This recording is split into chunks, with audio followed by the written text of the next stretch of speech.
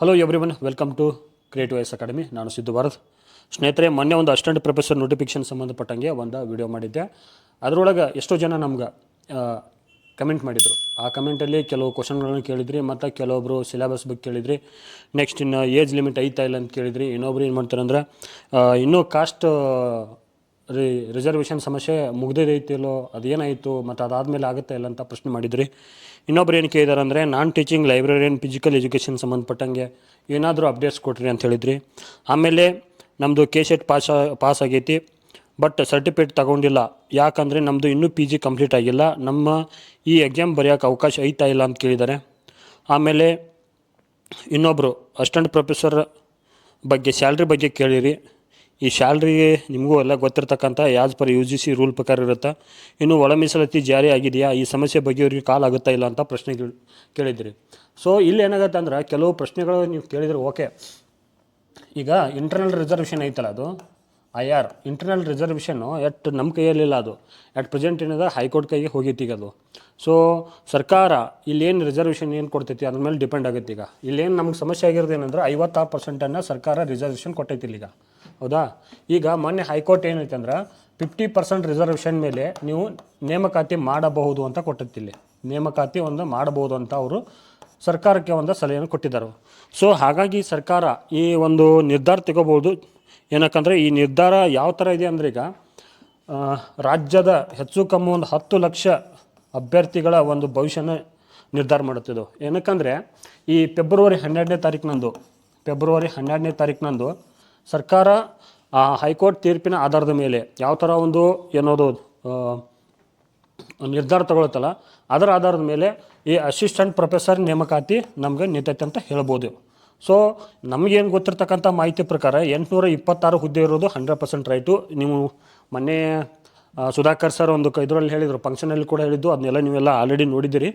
So ಹಾಗಾಗಿ ನಾನು ನಿಮಗೆ ಇಲ್ಲಿ ಎಕ್ಸ್ಟ್ರಾ ಮಾಹಿತಿ ನಾನು ಏನು ಕೊಡ್ತೀನಿ ಅನ್ನೋದು ಹೇಳೋದಾದರೆ, ಇಲ್ಲಿರ್ತಕ್ಕಂಥ ಕಮೆಂಟ್ಗಳ ಆಧಾರದ ಮೇಲೆ ಒಬ್ರು ಕೇಳಿದ್ರಿಲ್ಲ ಸೋಷಿಯಾಲಜಿ ಬುಕ್ ಯಾವ ಚೆನ್ನಾಗಿದೆ ಅಂತ ಕೇಳಿದ್ರಿಲ್ಲಿ.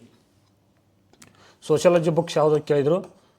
ಸೊ ಇವುಗಳೆಲ್ಲ ಯಾವ ಬುಕ್ಸ್ಗೆ, ಯಾವ ಸಬ್ಜೆಕ್ಟ್ಗೆ ಯಾವ ಬುಕ್ಸ್ ಓದಬೇಕು, ಯಾವ ಇದನ್ನು ಮಾಡಬೇಕು ಅನ್ನೋದ್ರಿಂದ ಒಂದು ಸ್ಪೆಷಲ್ ವಿಡಿಯೋ ಮಾಡ್ತೀನಿ. ಅದರೊಳಗೆ ಮಾತ್ರ ನಿಮಗೆಲ್ಲ ಕಂಪ್ಲೀಟ್ ಮಾಹಿತಿಯನ್ನು ಕೊಡ್ತೀನಿ. ಸೋಷಿಯಾಲಜಿ ಯಾವ ಬುಕ್ಸ್ ಓದಬೇಕು ಅನ್ನೋದು ಅಭಿಲಾಷ್ ಅವ್ರು ಕೇಳಿದ್ರಿಲ್ಲಿ. ಸೊ ನೆಕ್ಸ್ಟ್ ಏನಂದರೆ ಕಾಮರ್ಸ್ ರೆಫರೆನ್ಸ್ ಬುಕ್ಸ್ ಕೂಡ ಕೇಳಿದ್ರಿಲ್ಲಿ. ಸೊ ಇದೆಲ್ಲ ಕೂಡ ಒಂದು ಸಪ್ರೇಟಾಗಿ ಒಂದು ವಿಡಿಯೋ ಮಾಡ್ತೀನಿ. ಆಮೇಲೆ ಅಸಿಸ್ಟೆಂಟ್ ಪ್ರೊಫೆಸರ್ ಸಂಬಂಧಪಟ್ಟಂಗೆ ಹಿಸ್ಟ್ರಿ ಕ್ಲಾಸ್ಗಳನ್ನು ಮಾಡಿರಿ ಅಂತ ಕ್ವಶನ್ ಹಾಕಿದ್ದಾರೆ ಇಲ್ಲಿ. ಅಸಿಸ್ಟೆಂಟ್ ಪ್ರೊಫೆಸರ್ ಒಂದು ಎಕ್ಸಾಮ್ ಸಂಬಂಧಪಟ್ಟಂಗೆ ಹಿಸ್ಟ್ರಿ ಕ್ಲಾಸ್ಗಳನ್ನು ಮಾಡಿರಿ ಅಂತ ಕೊಟ್ಟಿದ್ದಾರೆ ಅವರು. ಸೊ ಸಾಧ್ಯದ ಮಟ್ಟಿಗೆ ಕಮ್ಮಿಂಗ್ ಡೇಸಲ್ಲಿ ಈ ಒಂದು ಕ್ಲಾಸ್ ಮಾಡೋಕ್ಕೆ ಪ್ರಯತ್ನ ಮಾಡ್ತೀನಿ. ಸೊ ನೋಡೋಣ, ನಮ್ಮ ಆಡಳಿತ ಮಂಡಳಿ ಜೊತೆ ಮಾತಾಡ್ತೀನಿ. ಅವ್ರು ಯಾವ ಥರ ಒಂದು ನಿರ್ಧಾರ ತೊಗೋತಾರಲ್ಲ, ಅದರ ಆಧಾರದ ಮೇಲೆ ನಾವು ಕ್ಲಾಸ್ಗಳನ್ನು ಮತ್ತು ಮುಂದುವರೆದ ಕಾರ್ಯಗಳನ್ನು ಮಾಡ್ತಾ ಹೋಗ್ತೀವಿ. ಆಮೇಲೆ ಇನ್ನೇನೆಂದರೆ ವಿಶೇಷವಾಗಿ ಏಜ್ ಲಿಮಿಟ್ ಬಗ್ಗೆ ಕೇಳ್ತಾ ಇದ್ರಿ ಇಲ್ಲಿ ಒಬ್ಬರು. ಏಜ್ ಲಿಮಿಟ್ ಬಗ್ಗೆ ಕೇಳ್ತಾ ಇದ್ರಲ್ಲಿ. ಏಜ್ ಲಿಮಿಟ್ ಬಗ್ಗೆ ಒಬ್ರು ಕೇಳಿದಾರೆ, ಅವರು ಸುನಿಲ್ ಅಂತ. ಈ ಸುನಿಲ್ ಅವ್ರಿಗೆ ಹೇಳೋದೇನೆಂದರೆ, ನಾನಿಲ್ಲಿ ಮೊನ್ನೆ ಕೂಡ ಸರ್ಕಾರ ಒಂದು ಸರ್ಕ್ಯುಲೇಷನ್ ತೊಗೊಂಬಂಡೈತಿಲ್ಲಿ. ಏನಪ್ಪ ಅಂದರೆ ಆಲ್ರೆಡಿ ಅಸಿಸ್ಟೆಂಟ್ ಪ್ರೊಫೆಸರ್ OBC ಇರೋರಿಗೆ 43 ವರ್ಷ ಐತೆ ಅಲ್ಲಿ. ಸೊ ಇದಕ್ಕೆ 5 ವರ್ಷ ಆ್ಯಡ್ ಮಾಡ್ತಿದ್ದಾರೆ ಅವರು. ಮತ್ತೆ 5 ವರ್ಷ, ಎಷ್ಟು 5 ವರ್ಷಗಳ ಕಾಲ ಆ್ಯಡ್ ಮಾಡ್ತಿದ್ದಾರೆ ಅವರು. ಅಂದರೆ ಸುಮಾರು 48 ವರ್ಷ ಯಾರು ಇರ್ತಾರಲ್ಲ ಅಲ್ಲಿವರೆಗೆ ಅವರು ಏನು ಮಾಡ್ಬೋದು ಅಂದರೆ 48 ವರ್ಷ ಇರೋರಿಗೆ ಕೂಡ ಈ ನೋಟಿಫಿಕೇಷನ್ ಆದಮೇಲೆ ಎಕ್ಸಾಮ್ ಬರಿಬೋದು ನಾವು ಅಲ್ಲಿ, ಹೌದಾ. ರಿಮೈನಿಂಗ್ ಏನಂದರೆ ಬೇರೆ ಇನ್ನೊಬ್ರು ಯಾರೋ ಕ್ವಶನ್ ಕೇಳಿದ್ದಾರೆ ಇಲ್ಲಿ. ಇನ್ನು ಇನ್ಕಮ್ ಲಿಮಿಟ್ ಬಗ್ಗೆ ಕೇಳಿದ್ದಾರೆ ಇಲ್ಲಿ ಒಬ್ಬರು. ಇನ್ಕಮ್ ಲಿಮಿಟ್ ಬಗ್ಗೆ ಕೇಳಿದ್ದಾರೆ. ಸ್ನೇಹಿತರೆ, ಇದ್ರ ಬಗ್ಗೆ ನನಗೆ ಜಾಸ್ತಿ ಐಡಿಯಾ ಇಲ್ಲ ಇನ್ಕಮ್ ಲಿಮಿಟ್ ಬಗ್ಗೆ.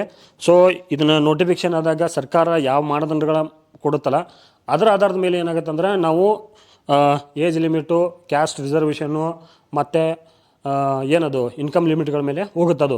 ಸೊ ಇನ್ಕಮ್ ಲಿಮಿಟ್ ಬಗ್ಗೆ ನನಗೆ ಆಧಾರ ಇಲ್ಲ. ನಿಮ್ಮ 8 ಲಕ್ಷ ಅದು ಇದು ಏನೋ ಹಾಕಿದ್ರಿ 2A ಕ್ಯಾಟಗರಿ ಅವರು.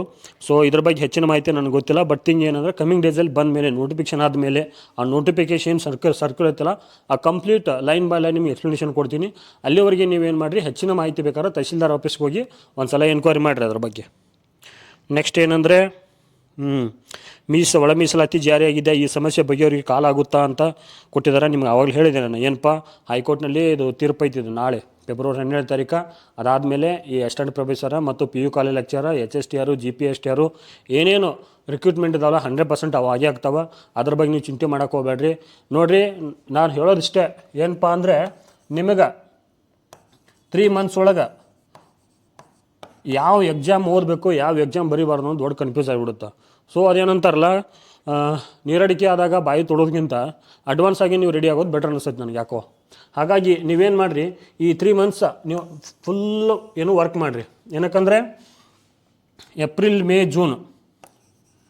ಮೇ ಜೂನಲ್ಲಿ ನೇಮಕಾತಿಗಳು ಸುದ್ದಿನ ಹೇಳುತ್ತಿಲ್ಲಿ. ಸೊ ಏನಂದರೆ ಇಲ್ಲೊಂದು ನಮಗೆ ನಡುವೊಂದು ಅಡೆತಡೆ ಐತೆ, ಅದನ್ನೂ ಹೇಳಿಬಿಡ್ತೀನಿ ನಿಮಗೆ ಇವಾಗಲೇ. ಏನು ಅಡೆತಡೆ ಐತೆ ನೋಡೋಣ. ಏನಂದರೆ ಈಗ ಪಂಚಾಯತ್ಗಳನ್ನೊಂದು ಎಲೆಕ್ಷನ್ನ ಇದನ್ನು ಮಾಡ್ತಿದ್ದಾರೆ ಅವರು. ಪಂಚಾಯತ್ ಚುನಾವಣೆಯನ್ನು ಏನು ಮಾಡ್ತಿದ್ದಾರೆ, ಘೋಷಣೆ ಮಾಡ್ತಿದ್ದಾರೆ ಈಗ. ಮತ್ತು ಗ್ರೇಟರ್ ಬೆಂಗಳೂರು GBA ಎಲೆಕ್ಷನ್ ಐತಿ ಇಲ್ಲಿ. ಏನಾರು ಅಡ್ಡಗಾಲು ಹಾಕಿದರೆ ನಮ್ಮ ನೇಮಕಾತಿಗಳು ಸ್ವಲ್ಪ ತೊಂದರೆ ಆಗುತ್ತಂತ ನಾನು ಹೇಳೋಕ್ಕೆ ಇಷ್ಟಪಡ್ತೀನಿ ಇಲ್ಲಿ. ಏನಕ್ಕಂದರೆ ಎಲೆಕ್ಷನ್ದು ಒಂದು ಅದು ಏನದು ಕೋಡ್ ಆಫ್ ಕಂಡಕ್ಟ್ ಬಂದುಬಿಟ್ರೆ ಏನೂ ಮಾಡೋಕ್ಕಾಗಲ್ಲ. ಸರ್ಕಾರ ಕೂಡ ಸುಮ್ಮನೆ ಇರಬೇಕಾಗತ್ತೆ, ಮತ್ತು ನಾವು ಕ್ವಶನ್ ಮಾಡೋಕ್ಕೂ ದಾರಿನೇ ಇರೋಂಗಿಲ್ಲ. ಈ ಎಲೆಕ್ಷನ್ಗಳನ್ನು ಬಂದರೆ ಮಾತ್ರ ನಮ್ಮ ಒಂದು ನೋಟಿಫಿಕೇಷನ್ಗೆ ಸಮಸ್ಯೆ ಆಗುತ್ತೆ ಅಂತೀನಿ.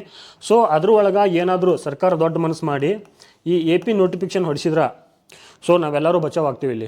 ಸೊ ಹಾಗಾಗಿ ನಾನು ಏನು ಹೇಳೋದಂದ್ರೆ ನಿಮ್ಗೆ, ಈ ನೋಟಿಫಿಕೇಷನ್ ಆಗುತ್ತೋ ಬಿಡುತ್ತೋ, ಇವಾಗ ಈ ತಿಂಗಳಾಗುತ್ತೋ ನೆಕ್ಸ್ಟ್ ಮಂತ್ ಆಗುತ್ತೋ ಎಲ್ಲ ಥಿಂಕ್ ಮಾಡೋಕ್ಕೆ ಹೋಗ್ಬೇಡ್ರಿ. ಅಟ್ಲೀಸ್ಟ್ ಒಂದು 3 ತಿಂಗಳು ಫುಲ್ಲು 360 ಡಿಗ್ರಿ ಒಳಗೆ 360 ಡಿಗ್ರಿ ಒಳಗೆ ಪ್ರಿಪ್ರೇಷನ್ ಅಂತಲೇ ಸ್ಟಾರ್ಟ್ ಮಾಡಿಕೊಡ್ರಿ. ಈ 360 ಡಿಗ್ರಿ ಒಳಗೆ ಏನಾಗುತ್ತೆ ಅಂದ್ರೆ ನಿಮ್ಮದು ನೋಡಿರಿ, ಯಾವುದೇ ಒಂದು ಸಬ್ಜೆಕ್ಟ್ ಐತೆ ಅಂದ್ರೆ ಅದ್ರೊಳಗೆ 3-4 ಪಾರ್ಟ್ ಇರ್ತವೆ. ಈಗ ನಮ್ಮ ಉದಾಹರಣೆ ನಾನು ನಮ್ಮ ಹಿಸ್ಟ್ರಿ ಹೋಗಿ ಹೇಳ್ತೀನಿ ಕೇಳ್ರಿ. ಹಿಸ್ಟ್ರಿ ಸಬ್ಜೆಕ್ಟ್ ಒಂದು ಹೇಳ್ತೀನಿ ನಾನು. ಎನ್ಸೆಂಟ್ ಈಗ ಓದ್ತಿರ್ತೀರಿ ನೀವು. ಎನ್ಸೆಂಟಲ್ಲೇ ಸಿಕ್ಕಾಪಟ್ಟಿ ಕಂಟೆಂಟ್ ಐತೆ ಅಲ್ಲಿ. ಸೊ ಆ ಎನ್ಸೆಂಟ್ ಕಂಪ್ಲೀಟ್ ಮಾಡೋಕ್ಕೆ ಸಾಕಷ್ಟು ಟೈಮ್ ಬೇಕಾಗುತ್ತೆ ನಿಮಗೆ. ಆಮೇಲೆ ಮಿಡ್ವಲ್ ಓದಬೇಕು, ಮಾಡರ್ನ್ ಓದ್ಕೋಬೇಕು, ಆಮೇಲೆ ಕರ್ನಾಟಕ ಹಿಸ್ಟ್ರಿ ಓದ್ಕೋಬೇಕು. ಸೊ ಹಿಸ್ಟ್ರಿ ಹಿಂಗಾಯಿತು. ಆಮೇಲೆ ರಿಸರ್ಚ್ ಓದ್ಕೋಬೇಕು.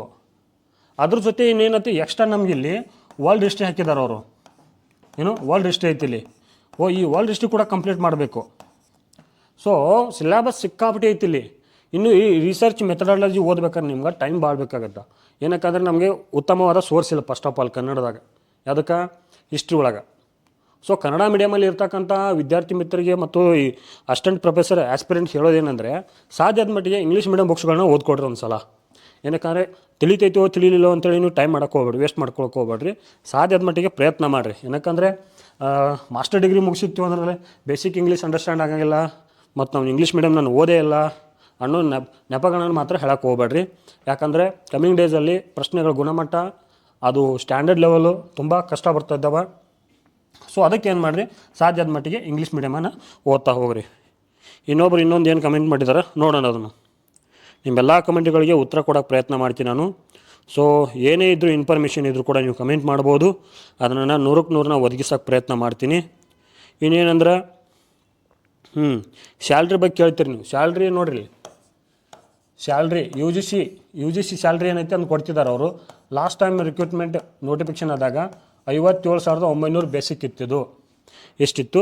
ಇನ್ನು ನೆಕ್ಸ್ಟ್ 6 ಪೇ 7 ಪೇ ಸ್ಕೇಲ್ ಏರ್ಲಿ ಬರ್ತಾವಲ್ಲ, ಅದರ ಆಧಾರದ ಮೇಲೆ ಏನಾಗುತ್ತೆ ಅಂದ್ರೆ ನಿಮ್ಮ ಒಂದು ಸ್ಯಾಲ್ರಿಗಳು ನಿರ್ಧಾರ ಆಗ್ತಾವೆ. ಸ್ಯಾಲ್ರಿ ಬಗ್ಗೆ ಬಿಡೋಕ್ಕೆ ಹೋಗ್ಬರ್ರಿ, ನೀವು ಮೊದಲು ಅಪಾಯಿಂಟ್ ಆಗೋಕ್ಕೆ ಪ್ರಯತ್ನ ಮಾಡಿರಿ. ಅಪಾಯಿಂಟ್ ಆಗದೆ ಏನಾಯ್ತಾರಲ್ಲ, ಅದು ಹಬ್ಬ ಮುಂದೆ ಇನ್ನೊಂದು ಏನೇನೋ ಆಯ್ತಲ್ಲ, ಆ ಥರ ಆಗಬಾರ್ದು. ಸಾಧ್ಯ ಆದ ಮಟ್ಟಿಗೆ ಜಾಸ್ತಿ ಪ್ರಿಪ್ರೇಷನ್ ಮಾಡಿರಿ. ನೆಕ್ಸ್ಟ್ ಏನಂದ್ರೆ ಕಮ್ಮಿಂಗ್ ಡೇಸಲ್ಲಿ PU ಕಾಲೇಜ್ ಲೆಕ್ಚರ್ ಕೂಡ ನೋಟಿಫಿಕೇಷನ್ ಆಗ್ತೈತಿ.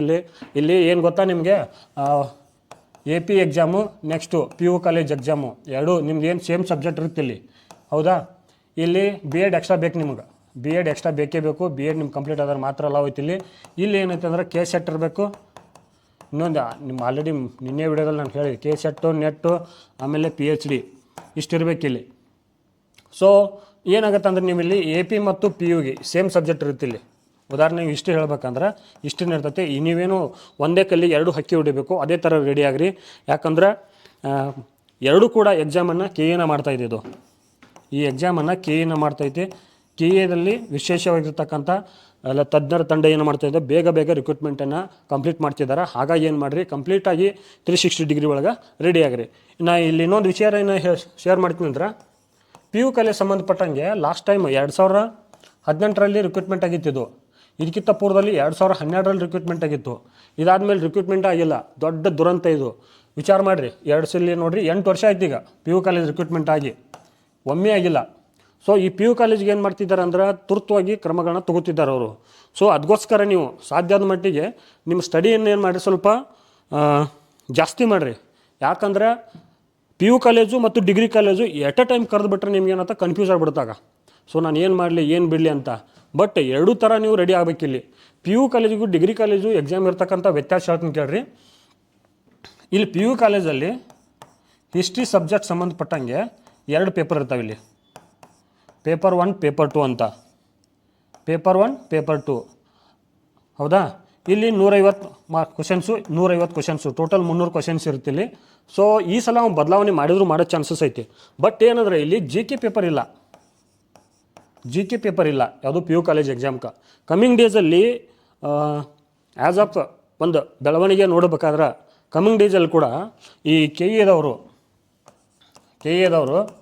ಈ PU ಕಾಲೇಜ್ ಎಕ್ಸಾಮ್ ಕೂಡ ಏನು ಮಾಡ್ಬೋದು ಅಂದರೆ, ಒಂದು ಪೇಪರು ಆಪ್ಷನಲ್ ಪೇಪರ್ ಇಡ್ಬೋದು, ಆಪ್ಷನಲ್ ಸಬ್ಜೆಕ್ಟ್ ಇಡ್ಬೋದು. ಆಮೇಲೆ ಇನ್ನೊಂದು ಏನಂದರೆ GK ಪೇಪರ್ ಇಡ್ಬೋದು. ಸೊ ಇದನ್ನು ಕೂಡ ಚೇಂಜಸ್ ಮಾಡೋ ಚಾನ್ಸಸ್ ಐತಿ. ಇಲ್ಲಿ ಆಪ್ಷನಲ್ ಸಬ್ಜೆಕ್ಟಲ್ಲಿ ಅಸಿಸ್ಟೆಂಟ್ ಪ್ರೊಫೆಸರ್ಗೆ 250 ಮಾರ್ಕ್ಸಿಗೆ ಐತಿ, GK 50 ಮಾರ್ಕ್ಸಿಗೆ ಐತಿ. ಟೋಟಲ್ ಬಂದು ನಮ್ಗೆ ಇರ್ತಕ್ಕಂಥ ಮಾರ್ಕ್ಸ್ ಅಷ್ಟು 300. ಸೊ ಇದೇ ಪ್ಯಾಟ್ರನ್ ಅವರು ಚೇಂಜ್ ಮಾಡೋ ಚಾನ್ಸಸ್ ಐತಿ. ಬಟ್ ಥಿಂಗ್ ಏನಂದ್ರೆ ಅದು ಯಾವ ಥರ ಕೈಗೊಳ್ತಾರೋ ಅವ್ನಿಗೆ ಗೊತ್ತಿಲ್ಲ. ಬಟ್ ಸಿಲೆಬಸ್ ಮಾತ್ರ 2 ಸೇಮ್ ಐತಿ, ಅದಕ್ಕೆ ಇದಕ್ಕೆ ವ್ಯತ್ಯಾಸ ಇಲ್ಲ. ಸಾಧ್ಯ ಆದ ಮಟ್ಟಿಗೆ ಏನು ಮಾಡಿರಿ, ಒಂದೇ ಕಲ್ಲಿಗೆ 2 ಹಕ್ಕಿಯನ್ನು ಹೊಡೆಯತಕ್ಕಂಥ ಪ್ರಯೋಗನ ನೀವು ಮಾಡಬೇಕಿಲ್ಲಿ. ಸೊ ಇಷ್ಟು ಈ ಕಮೆಂಟ್ಗಳ ಆಧಾರಿತವಾಗಿ ನಾನು ನಿಮಗೆ ಕೆಲವೊಂದು ವಿಚಾರಗಳನ್ನ ಶೇರ್ ಮಾಡ್ಕೊಂಡಿನಿ. ಮುಂದಿನ ಒಂದು ವಿಡಿಯೋದಲ್ಲಿ ಏನಾದರೂ ಹೆಚ್ಚಿನ ಮಾಹಿತಿ ಬೇಕಿದ್ದರೆ ನೋಟಿಫಿಕೇಷನ್ ಸಂಬಂಧಪಟ್ಟಂಗೆ ಕಮೆಂಟ್ ಮಾಡಿರಿ. ಮತ್ತೊಂದು ವಿಡಿಯೋದಲ್ಲಿ ನಿಮ್ಗೆ ಸಿಗ್ತೀನಿ. ನಿಮ್ಮೆಲ್ಲರೂ ಕೂಡ ಶುಭವಾಗಲಿ. ಧನ್ಯವಾದಗಳು.